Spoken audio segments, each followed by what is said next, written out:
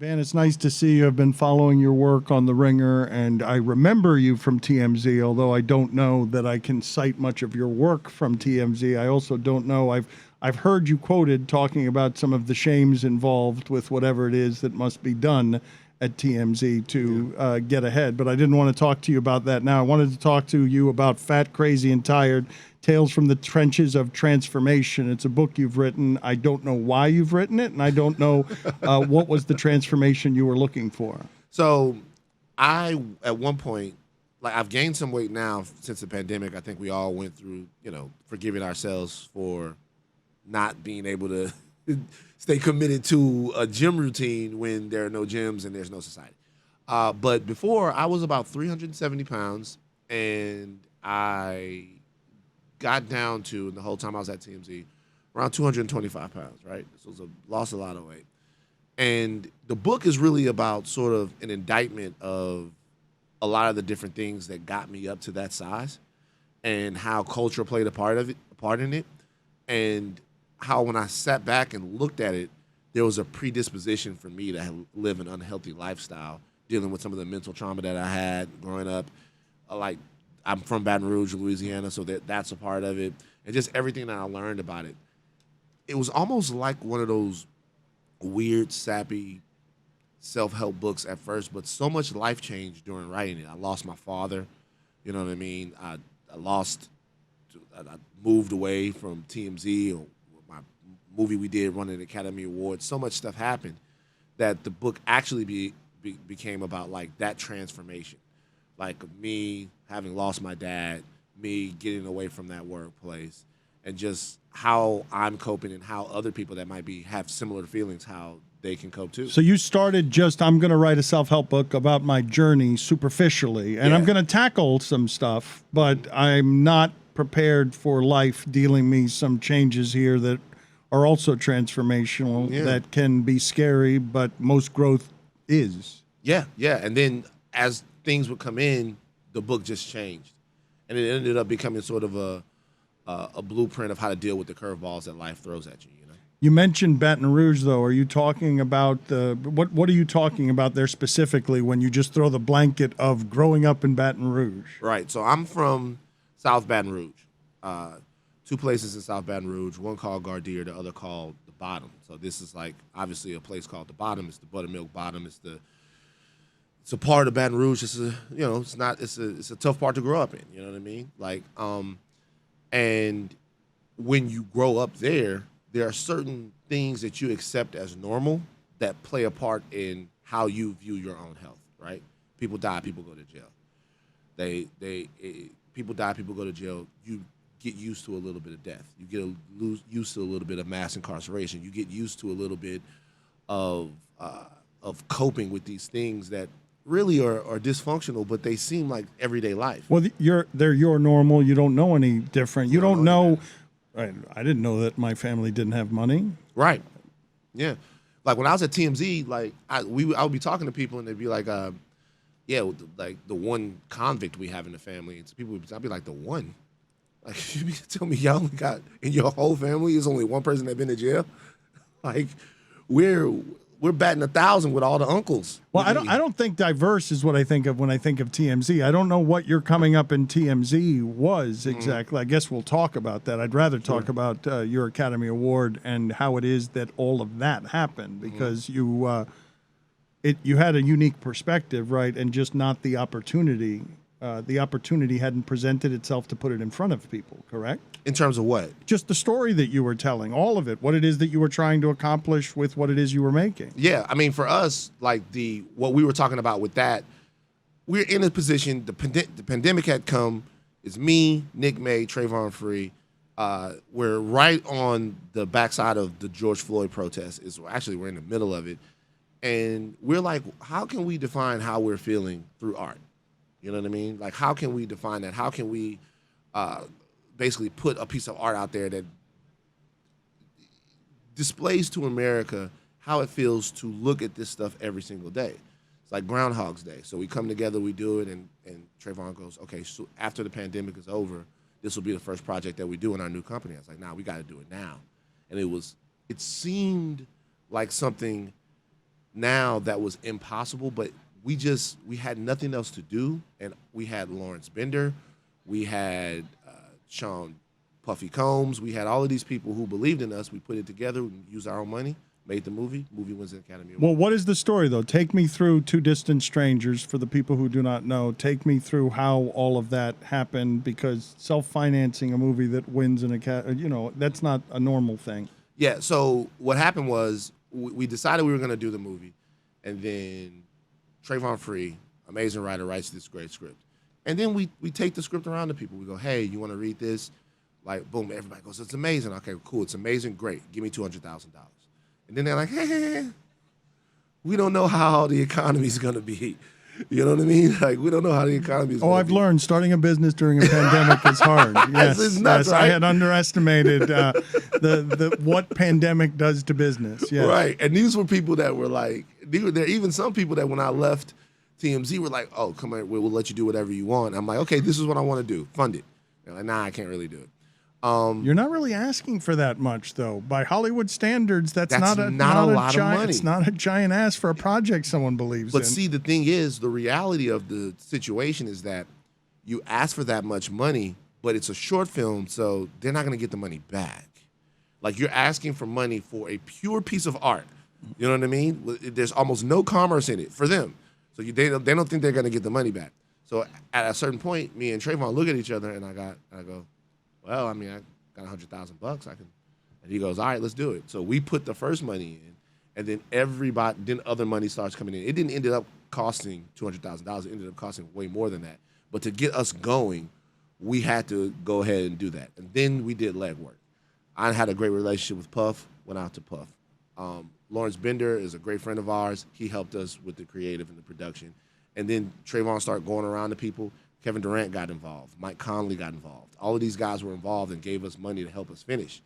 And then by the time, we screened it, we actually didn't get into Sundance. And we were like, all right, there's no way the Academy is going to look at us if Sundance won't take us. We got shortlisted, we got nominated, and then Netflix came and bought it for literally 10 times the price that we were trying to get when we were first making the movie. Has it changed your life? Sure. I mean, you never want art to be defined by who validates you. But if you're going to be validated, it's not bad to be validated by the Academy.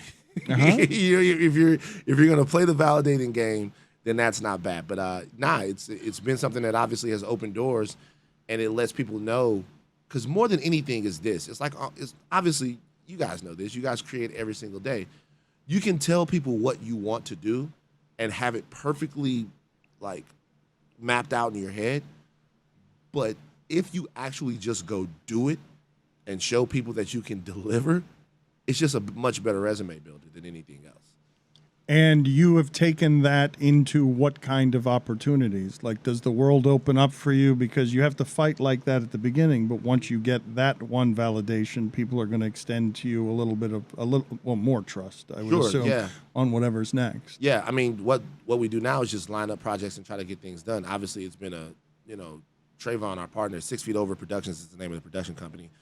Trayvon, our partner, is one of the hottest writer directors in the city right now. So we're with him on everything that he's doing, but we also have projects and things that we're doing with various companies that will be coming later on this year, next year. I took a little pause from the production side because I'm hosting a television show right now, which is why I'm in Miami. So career-wise, things a sad television show, a good television show, but a sad television show. A good television show and a sad television show, but a necessary television show. It's called Hip Hop Homicides. It's about some of the murders that take place in hip hop. There's a phenomenon there that needs to be explored, not just from the standpoint of rest in peace to this guy, rest in peace to this lady, rest in peace to this person. What happens to these rappers, what happens to these guys in hip-hop is just sort of like it's the common story of sometimes people whose proximity to certain violence, who their proximity to certain morals and values ends up coming back to get them.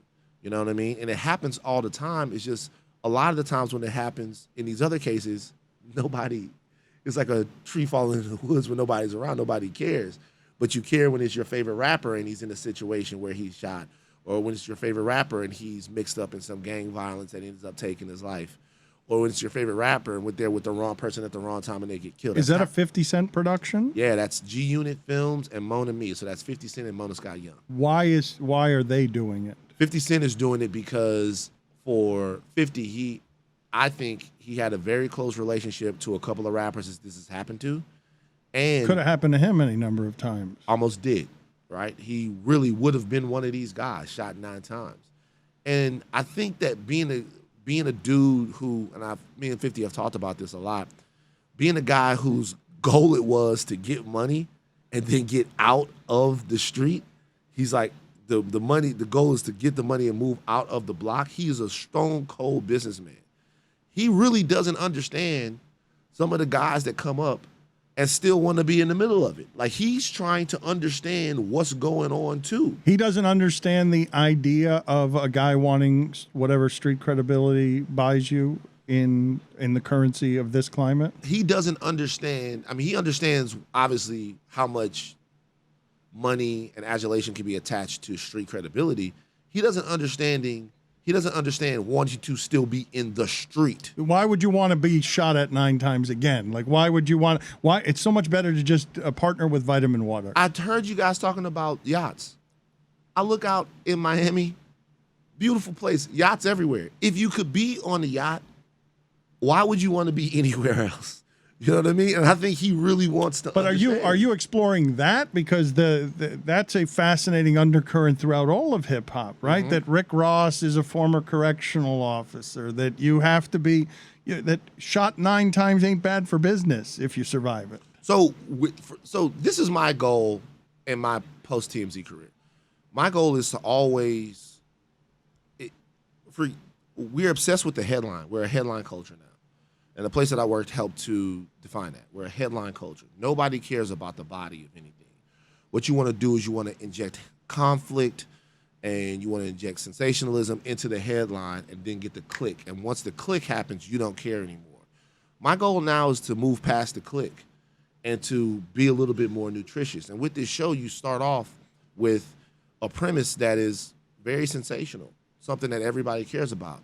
You know, like celebrities that have passed away before their time.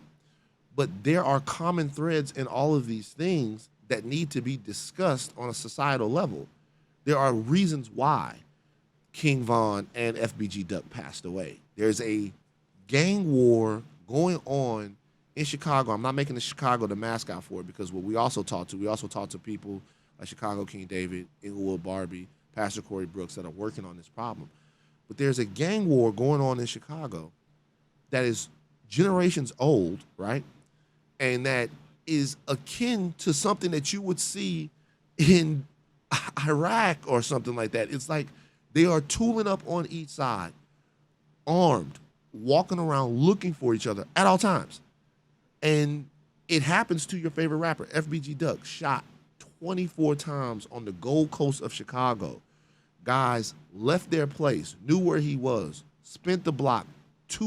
I'm talking about a coordinated hit, jump out, shoot him up, get back in their cars.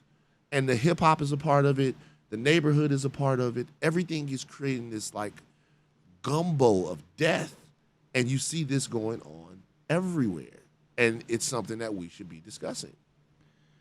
How did you get to TMZ? What is the story behind the path, your journey, and where it is that you've arrived and what you wanted when it started? So I was living my best life, I'd say, from about 2008 to 2010 was like my best life then. I've been working at this company called Capricorn Programs, and the job ended. The company sort of dissolved in a weird way. The financial crisis took a toll on it. And I was on unemployment. So every day I'm hooping. Boom. I'm getting my game up. You know what I mean? I'm out here giving people buckets all over the city, left and right, all right? And long story short, because it's a long, drawn-out story and how this ended up happening, I'm going into the gym one day, and the lady has a camera. She asked me, she goes, look, we're doing a survey out here on Hollywood Boulevard. It's the LA Fitness on Hollywood Boulevard. we're doing a survey out here. If we like your answers to these questions, we'll let you go to this other place and answer some more questions, and it's $500. But why were you out there? Why? I was walking into the gym. Okay, but why were you in Los Angeles, or why were you in Hollywood? I left Baton Rouge after the hurricane. So after the hurricane, I'm like, okay, if I'm going to go, I had worked shows in Baton Rouge. I had worked a show called College Hill. I'd worked a movie called The Reaping, which is coincidentally where I first met Idris Elba. He was in that movie, and now him and I have the same manager. Like, it's funny to talk about that. Were you leaving Baton Rouge at least in part because of the damage done by the hurricane? Because you saw a place in disrepair that was not cared for, or was not being cared for by? I mean, Baton Rouge foretold a whole lot of things that have become exposed since then. Yeah. So what I realized was that. So living in Baton Rouge during the hurricane, what I realized was just how quickly everything could go. Like, literally, how quickly society, we don't think about it. Every single day you use the internet and watch your television and listen to radio, you should be thanking God for that. Because literally an event happens. And obviously everybody knows now, literally an event happens and it's all gone. The hurricane comes through and society, obviously New Orleans was destroyed, but reverberations all throughout South Louisiana, we didn't have anything. Like, there was a curfew at 5:30. Like, people were jacking you for your gas. You didn't have freedom of movement. I remember I came through to the set one time, and there were all of these military guys in, like, the parking lot planning jump-off points to get to New Orleans. I'm like, wow. It's like everything changed. Apocalyptic a bit, right? Absolutely. Like zombie apocalypse. Zombie apocalypse weirdness. Like, weirdness is like, I'm leaving the house one day, and my dad goes, take this with you. I'm like, Dad, he handed you a gun. A gun, yeah. He's like, take this with you. And I'm like, with no life of, like, this was not a normal thing for your dad at any point to just hand you a gun. My dad kept a gun on him at all times, and he knew that just wasn't my vibe. But he was like, just want you to know, you're driving around. A lot of people out here desperate. A lot of people that came up here. He's like, take this with you. And I took it with me. And so after the movie was over, I go, all right, look, I got to get to Los Angeles. Forget about the plan. Forget about going out there under the complete right circumstances. Oh, I want to do it. I'm like, no, whatever. I told my parents on Monday, I'm like, I'm leaving. You're fleeing, basically, right? I mean, you're just like, and prudent to do it. Not easy to do, I'd imagine. I had a friend out there. I was like, yo, can I come out and explore things? He was like, yeah. I put my clothes in boxes, and that's all I brought. My clothes and an old laptop. I got on the train, and I came out to Los Angeles, and I never came back home. Any money with you? Like, what are you dreaming of here at this point as you go out to Los Angeles before you get to this basketball game? So what I had with me was, I'd say I had about $4,000. So not bad. You know what I mean? I had worked on the show the whole time. I had about $4,000 or $5,000. But more than anything, I felt like I had met a couple people on the show. There was a producer on there that had seen some stuff that I had wrote. And he was like, come out there. Talk to me when you got there. We'll see what he can do. That ended up not really becoming anything, but at least I knew someone there. And I had my friend Tommy, so I was able to sleep on his couch. I go into his job with him. He worked at Capricorn Programs. I go into his job with him, and a producer there, Dave, goes, hey, does your buddy need a job? That's literally the second day I'm in Los Angeles. He goes, hey, does your buddy need a job? And I'm like, yeah. And game taper, $500 a week. I'm like, all right, it's meant to be. I get like I sublet an apartment out in Van Nuys, no air conditioner. Me and a friend named Dan. And he wasn't a friend. He was just the guy that was living there. And then I'm out there doing the same thing, just a random roommate. I mean, him and I ended up becoming friends. Then him and I ended up moving out and getting our own apartment. I just continued to make connections and get with people and understand the city a little bit more, to the point to where Capricorn ended.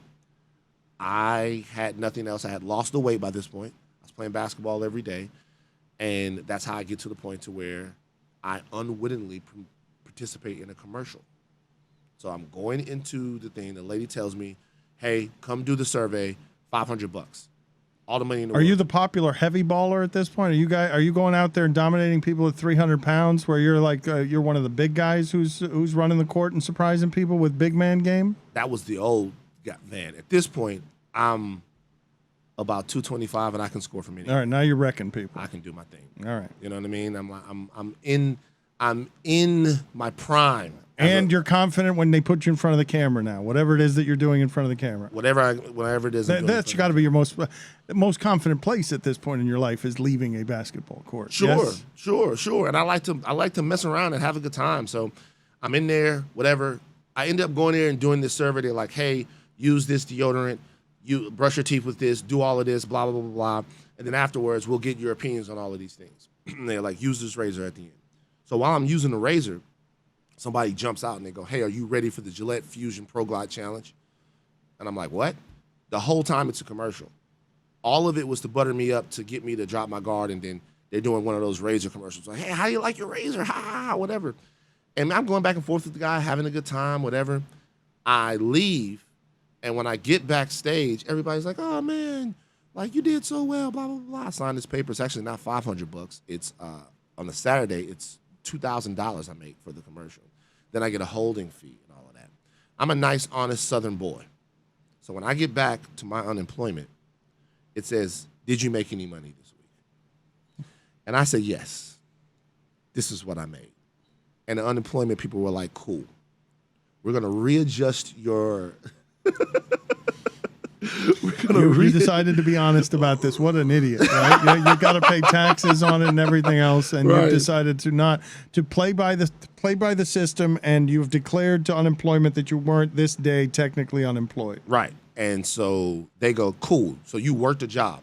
So what we do now is we readjust the amount of money that you've made from the old salary that you had at Capricorn to this new salary of $2,000. That's what you made for this entire quarter. So now your unemployment goes from around $500 a week to $75 a week. I go up to Pasadena to the unemployment lady, and I'm like, hey, I just want to let you know this is a mistake. Like I don't have a job.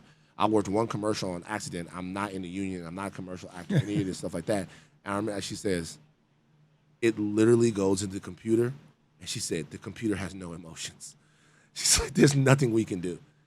And I'm like, damn, right away, I have to find a job. So this was supposed to be a break. Being in a commercial was supposed to be a good thing. This is not a good thing. It's costing you money. Bad. I was like, I wish I had never met these people. Shout out to Gillette. I work with you now. But I go, and when I go to this place called entertainmentcareers.net, the first job is TMZ tour guide. I'm thinking to myself, can I really be like a tour guide at this point? 30 years old I was, taking people around the city, blah, blah, blah, blah, blah. And I talked to my girl about it, and she goes, yeah, just think about the grand scheme of it. Think about being with a media organization. I wasn't really familiar with them. Like, I'd known that I thought it was like extra. What year was this? This is like 2010.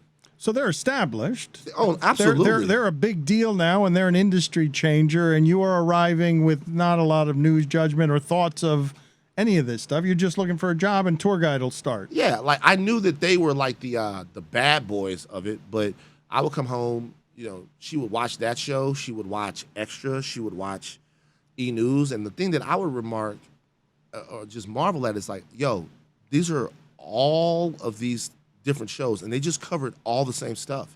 It's legitimately all the same stories. And she would be like, you watch the same Sports Center over and over and over again. She goes, it's exactly the same thing. And I go, what? You right. You smart. You loyal. And so I get there and I get to the tour. And the tour, the way they did the TMZ tour then was like, it was American Idol style. So I wrote a funny cover letter. They accepted me. They was like, okay, cool. And they had these tour guides. They were launching the tour. This was the first tour class. And there was 6 people. And every week they would cut it down.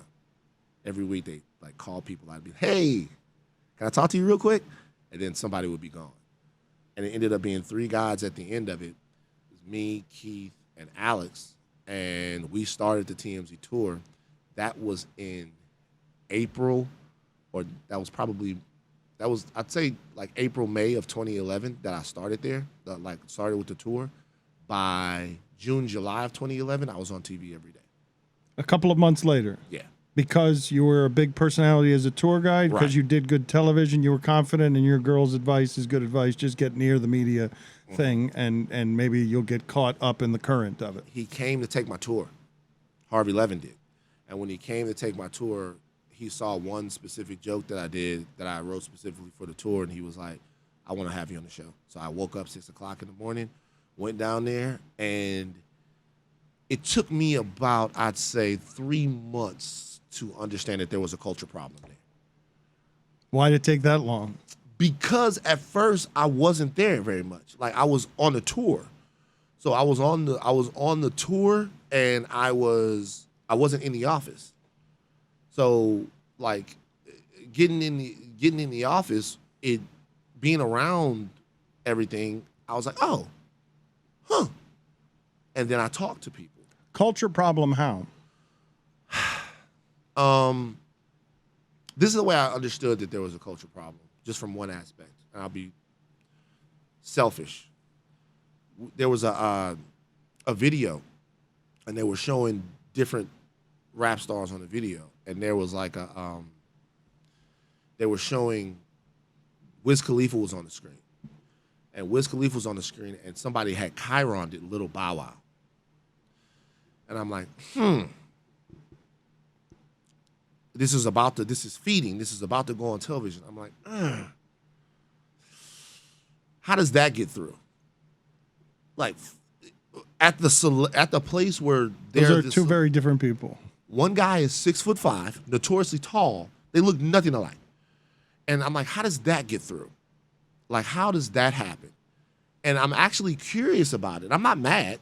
Like, I'm curious. I'm like, well, how does it end up that this happens at a place where these are the celebrity experts? But when you mean culture problem, you mean literally a culture problem. You're not talking about necessarily a toxic environment. You're talking about a culture that doesn't account very much for your culture. Well, as far as any of that stuff, it took a lot longer to understand that because I had to be in the newsroom to understand that.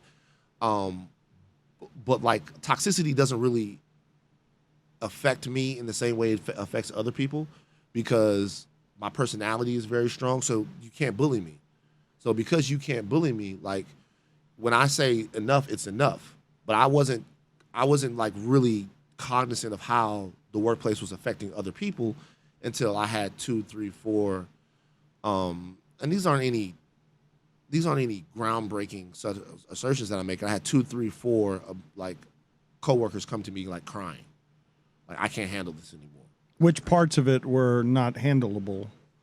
You'd have to ask them, but like what they would sometimes you'd have to ask them for an in-depth answer. But what they would say is like, I can't move up. People talk to me in certain ways. Like, I'd get yelled at, I get disrespected, all of those things. And those were things that, like, and I, the way I would look at people, I never forget, and I won't name names, but we're all in this is a Lamar Odom story that's happening. And I knew Lamar Odom. I knew people who knew him. So I wasn't convinced at first that Lamar Odom like had a drug problem. They were actually right about this. I wasn't convinced at first that Lamar Odom had a drug problem. Like, his best friends were giving him the information, unfortunately, and that's the way it works, and that's how dirty the game is. But I was like, yo, the Kardashians are making all of this up about him, and they're putting out all of this stuff because he's breaking up with her. And I would say this on the television show, and some of the people who were on the news desk would get upset with it. It would annoy them. And it wasn't Harvey, but another top voice at TMZ sitting around, and I'm like, telling you, all of this is BS, blah, blah, blah, blah. I don't trust the Kardashians. I don't trust this.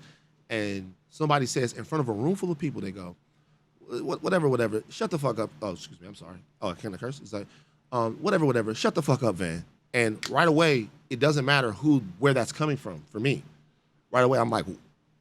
And he's like, he doubled down. He said, shut the fuck up. And I was like, hey, I don't know who you think you're talking to in this room full of people, but I'm going to stand here and say whatever the fuck I want to say. And if you don't like it, you can get me out of your place. But there's no fucking way that you're going to talk to me like that in front of all of these people. Are you out of your motherfucker? Are you nuts? Like, who are you talking to? And there's a hush that falls over the room, and I'm turned up. I'm mad. So I don't care what is happening. And it ended up being a situation where I was taken into an office and apologized to by executive producers of the show. But there were limits, and they were always with me. There will always be limits. But I don't think other people. Number one, I was kind of a fixture on the show by that point. I'm a big guy. I don't think other people felt as comfortable setting limits there, and I think it was a hard place to work for. I know it was a hard place to work for a lot of people, and it was a place where a lot of people, incredibly talented and bright people, were kind of chewed up and spit out. Was the breaking point for you there the argument about the Ellen DeGeneres George Bush thing? Or it wasn't so much a breaking point. That actually, of everything that happened, was the thing that was probably the most overblown, right? Because so the way that this went was like, you know, I don't want to talk about Hurricane Katrina. I don't want to discuss it that much. There was a phenomenon that happened in Hurricane Katrina where completely healthy people just died. They just got stressed out and died. I don't know how else to explain it to people. It's like there were people, some of them would be a little bit older, or like even if they had heart attacks or whatever, and they just died, they didn't even die in a hurricane. Like, the hurricane killed people, is true, but I had aunts and uncles and cousins, beloved people, who one day it's like we come to the house and they're not breathing no more. I'm like, and this is just a nuts thing in my life, like watching people drown and their houses get destroyed. I don't really want to discuss that much, and I've had talked about that before. And so you're talking about George W. Bush and Ellen DeGeneres, and they're like always want to go to me on George Bush. Hey, Van, tell us how you feel about President Bush. It's not my man. Like, I don't care what anybody feels and how anybody feels about whatever. That's on you. I don't want to get into political arguments with everybody. That's not my guy. That's not my man. I don't fuck with him.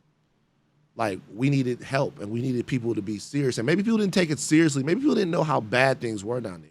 But we needed help. And we needed somebody to be serious about helping us. And that's not my guy. Like, he can be cool with Michelle Obama. I'm not going to be mad at Michelle about it. He can be cool with Ellen DeGeneres. I'm not going to be mad at You were Ellen desperate for help and leadership, and Kanye West is screaming on television during a telethon. George Bush doesn't care about black people, and that's what you're feeling in the middle of That's it. not my man, right? And so we talk about it. I get all emotional at the beginning, at the top of the day on the big show. I get all emotional about it, and I say, hey, when this comes up on TMZ Live, I don't want to discuss it, all right? Like, I don't do good at, I don't want to talk about it. They come back, the show is coming. Van, we need you. Van, we need you. Van, we need you. Van, we need you. Van, we need you. Van, we need you. Van, you. Please, please, please, please. I'm like, no. And they're like, Van, like, Harvey isn't here. Harvey wasn't there that day. Like, we need you to talk about this. Like, you're going to give us all of that. I'm like, all right, whatever. So I do it.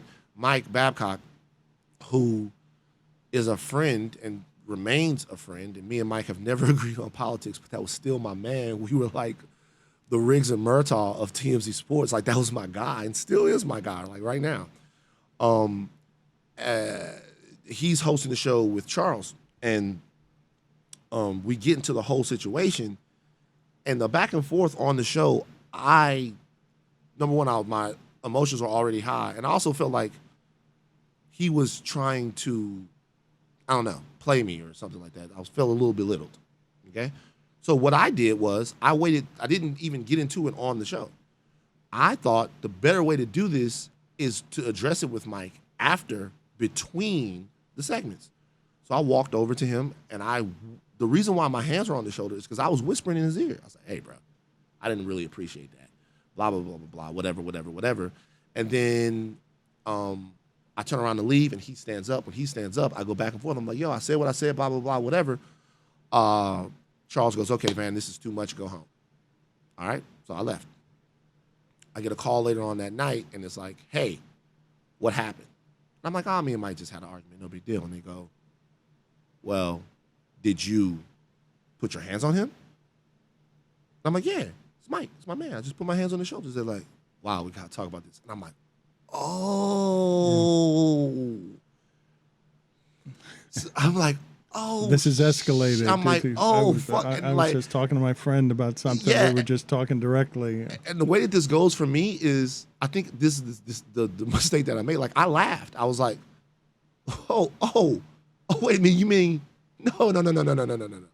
And so it goes back and forth. And You're just like, this is not a human resources problem. not for me, because another thing that was happening was there was weirdness between me and them anyway, because this is post Kanye thing, right? This is post me and Kanye. Well, for those who don't know what that is, you got into an argument with Kanye, right? Because over him saying slavery was a choice. Yeah. So me and Kanye go back and forth, and then my profile is bigger. I'd already met Bill at this point. I'd already met like Kimmel and the other people that I would be working with at this point. And so I had already informed them that like I wasn't re-signing my contract. And the reality of it was like Harvey was trying to, and I thought about it. I thought about staying. I thought about maybe still staying there and doing the show with them. I remember the breaking point, not the breaking point, was the thing that let me know that it wasn't going to be in the cards is Harvey we went to Warner Brothers, we went to Fox, we went to a couple different places. He was trying to get a spinoff television show on me. And one day he talked to me, he was like, yo, would you consider doing a show in Dulans? And Dulans? And I was like, Dulans is a soul food restaurant in Los Angeles. And I was like, what do you mean? Like, we could set the show there. And I'm like, no, I don't want to do a show in Dulans on Crenshaw. Shout out to Dulans on Crenshaw. Amazing food. But a soul food restaurant. You didn't want to do caricatures? Or like, you didn't want it to be... They had done a show in there, and it was called South of Wilshire, and it was about all the celebrities that go to the hood. And it's like, the show was like, whatever. I didn't have any problem with that, but I didn't want to be that. I no longer wanted to be a part of that ecosystem because it was limiting, and it was always going to be about one thing. Okay, it's always going to be about one thing. So I'm like, nah, I wouldn't do it. And I remember telling them like in a meeting, I was like, because another thing. What's the one thing that I'm the black guy? Like, I'm the black dude.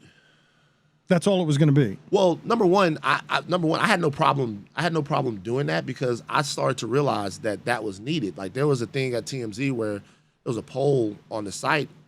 And it actually went on the site. It was like whether or not black people should be called African Americans or niggas. There's like a poll that was run on the site because Suge Knight said it. So because Suge Knight said I'm more comfortable being called a nigga, they decided to ask that question to everyone. I remember I wasn't in the office, and I've told this story before. And a big time black celebrity hits me up, somebody I had never met, and goes, "Yo, what are you doing if something like that could still happen?" He's like, I watch you on there. I love you on there. I think you represent on there really well. But do you see how messed up this is? And so I knew that was going to be my deal there for the rest of the time. But it was also something that you had to do. You had to course correct there culturally because the cultural IQ there is lower in terms of your culture than you would think that it would be. So you had to course correct there. And on a lot of things, by the way.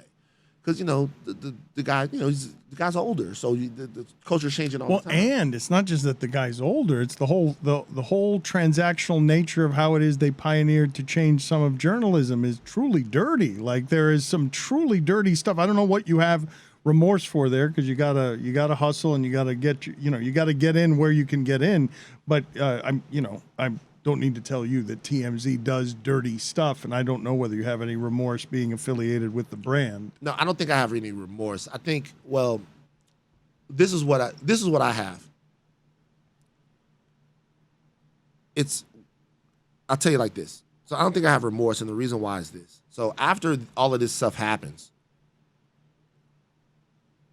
it plays itself out on Page 6. So I end up being on the other side of it.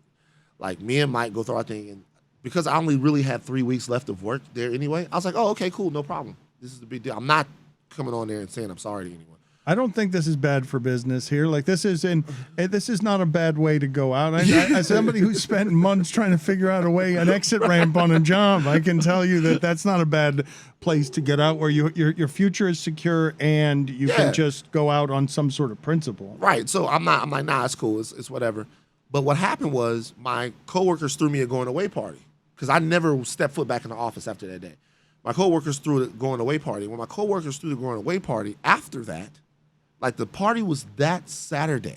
This had been 2 weeks since everything had happened, right? Like the party was that Saturday. The Page 6 called me on Monday.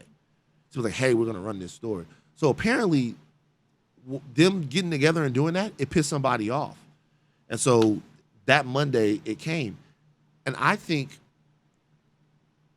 being on the other side of a headline where things were misconstrued, purposely blown out of proportion, and all of that, it made me feel like fate, I believe in God, but fate, God, the universe, had to have me on the other side of that headline. I had to know what that felt like before I could actually leave there.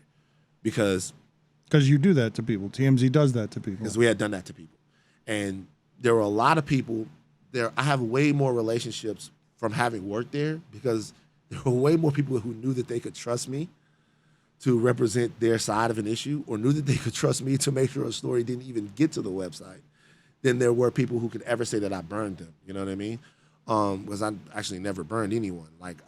But the reality is I was there and I was complicit and I was a part of it for those whole 9 years. So the thing is, when I was leaving, all the stress that I had, all the sleepless nights that I had. Oh wow, it just dissolved. Did it dissolve? It didn't dissolve. The sleepless nights and the stress that I had over that story, I deserved it.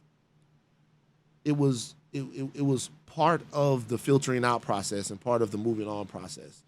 And the acknowledgement that, oh, I did this to people. This is how it feels.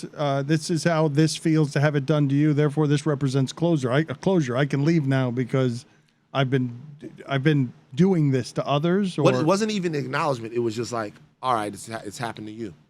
Now you see what it is that you don't really want to be a part of.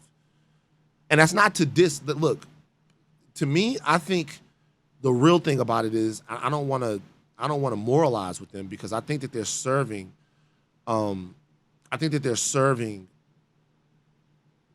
They're serving an audience who desperately loves what it is that they do, and they're also playing into something very specific amongst people that want to believe that people who've attained a certain degree of celebrity have to be weird.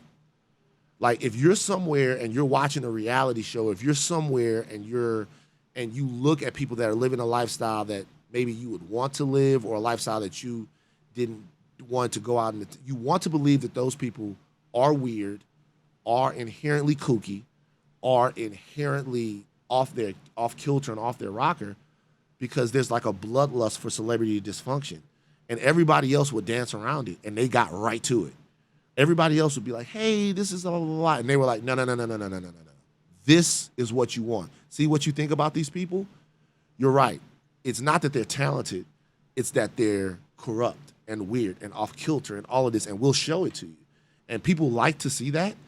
So TMZ serves them. So I'm not sure if TMZ is a problem in and of itself, or if there was a celebrity culture problem that really was, in a way, examined by them. Now, as far as the journalistic stuff, I mean, he doesn't give a fuck.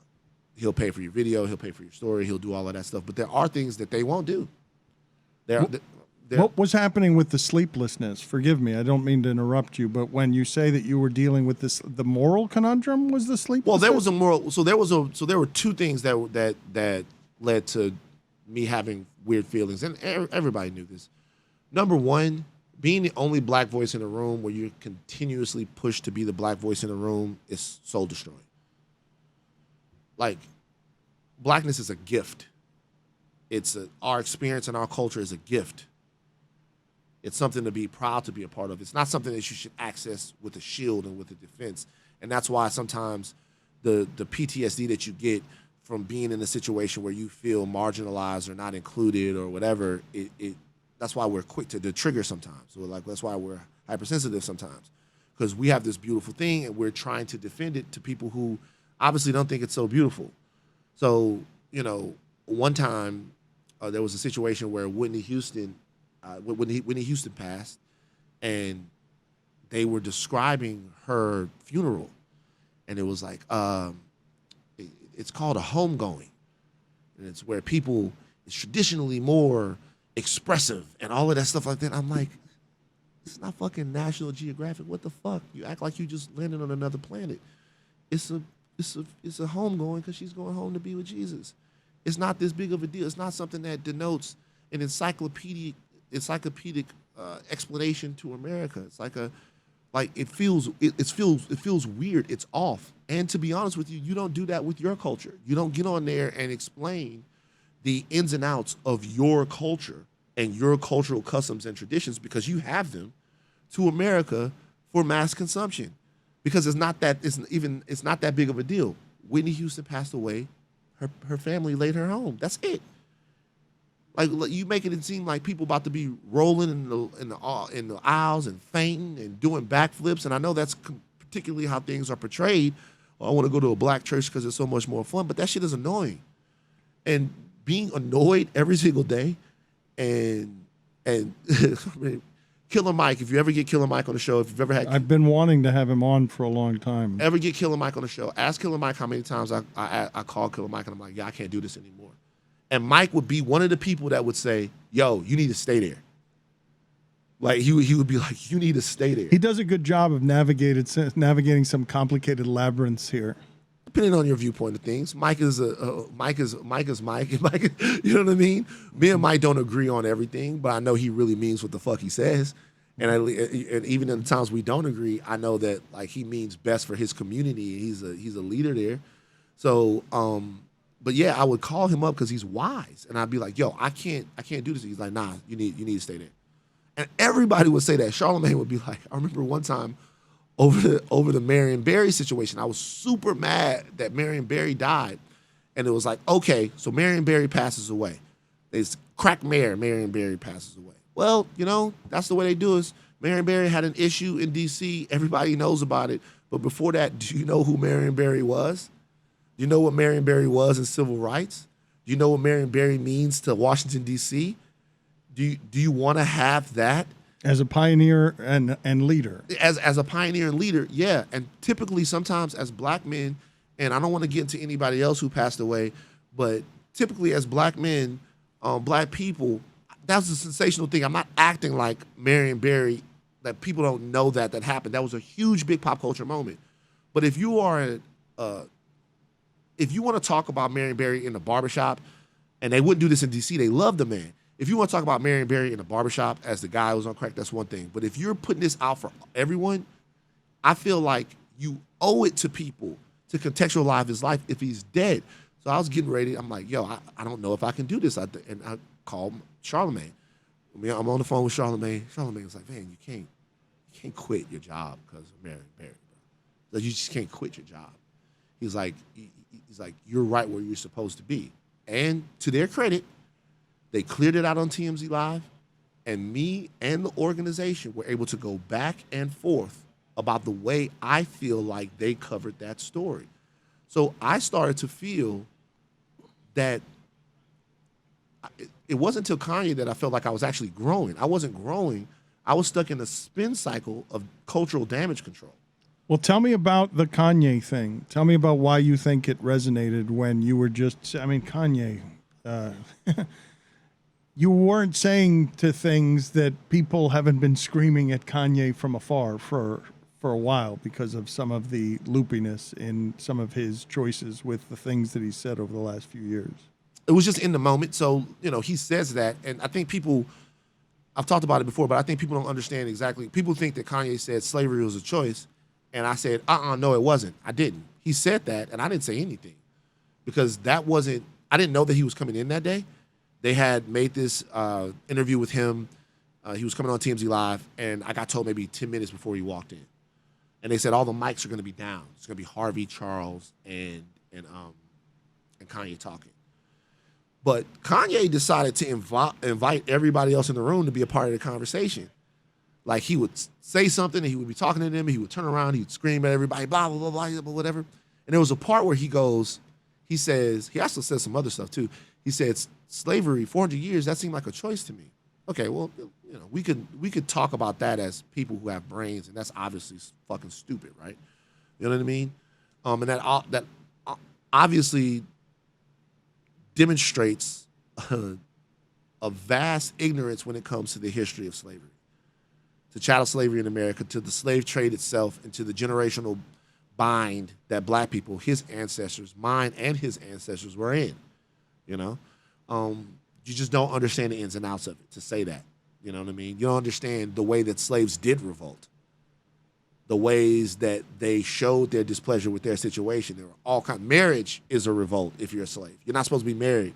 Like, marriage is an act of revolution, building a family with someone. They did all kinds of things to rise up against their oppressors and their captors. Anyway, so he says that. I don't say anything. He turns around and he asks everybody. He goes, does it feel like I'm thinking freely right now? He said that to us. And I'm like, no, not at all. I'm like, you know how I was feeling? I was like, I'm glad you asked, motherfucker. No, it doesn't feel like you're thinking anything. It feels like you're just saying shit. And you're doing this, and it hurts because it hurts because you're a cultural hero. You're an icon. We gave you this big ass cultural gun. And we said, yay, in your music and in everywhere else you go use it on the people that's looking at us wrong. You inspired me. You energized me. You gave me so much.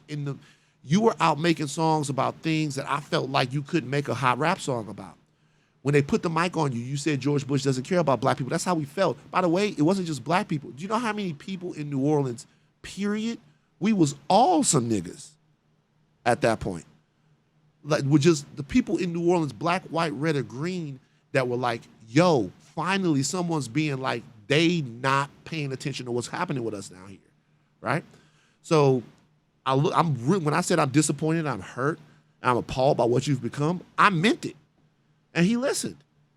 He was listening. So I think a lot of people, number one, it wasn't a venue where people would have expected that to happen. No.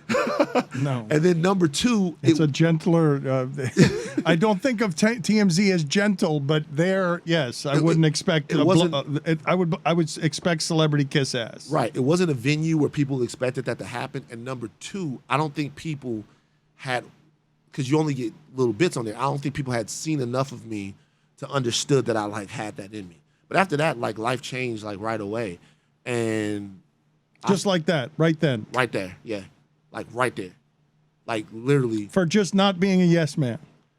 Well, yeah, just like right away, like everything changed. For just talking of what seems a very simple truth to Kanye, but no one's telling him very simple truths. Right.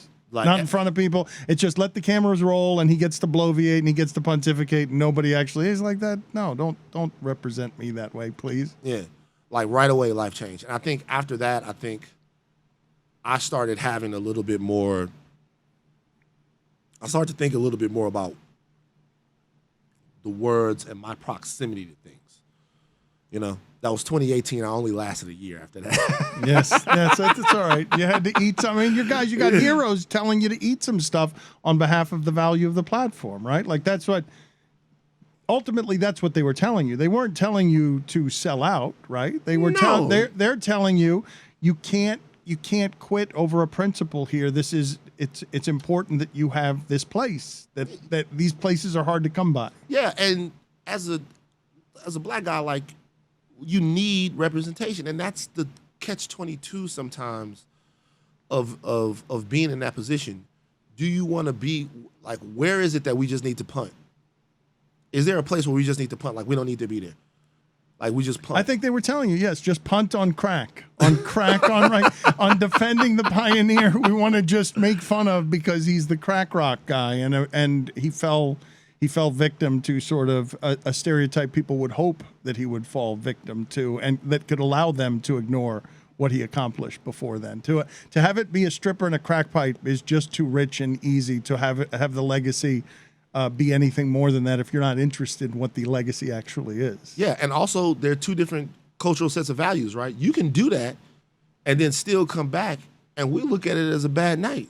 Like, we know people like that.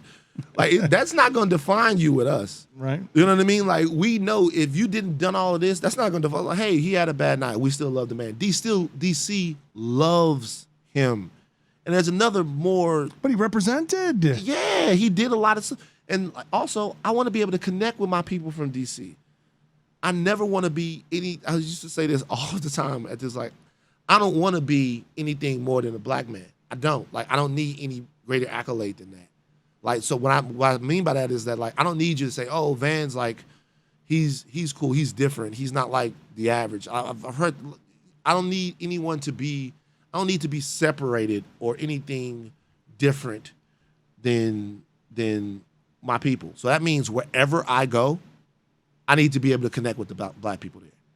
I need to feel like I'm a part of that community. Not that I'm necessarily one of them, but we can have a conversation and be there. I need to be good with people in Chicago, in DC, in New York. I need them to understand that the diaspora means that we're all together. I'm not coming from, I never want to get to a point to where I'm coming from, I'm stepping out and people don't think that I'm one of them. Like, that people don't think that, like, I never want to be that. TV, whatever it is that you're doing, once you separate yourself from those people, you leave, you miss their wants and needs. You don't understand how to be a servant of the place that you come from. And as specific as our culture is in Baton Rouge, and it is very specific, like, a lot of the rhythms are the same there as they are in places here in Miami, you know what I mean, that I've gone, in places in Los Angeles that I've been. And you need to be able to talk, relate, serve, and listen to your people. And they're not going to be down with you like that if you on TV letting somebody kick the back end of somebody who they love. They need you to stand in the gap for them. And so I was very thankful to be able to do that, but that shit is stressful. You know what I mean? That's stressful. That's not the way you want to live it. And you don't want to be at a place that's stepping in it all the time. Because now the thing is, what are you giving? Like, what are you getting for it? So it was hard. Thank you for being on with us, sir. It was good meeting you. Good spending the time with you. No problem, man. I appreciate you.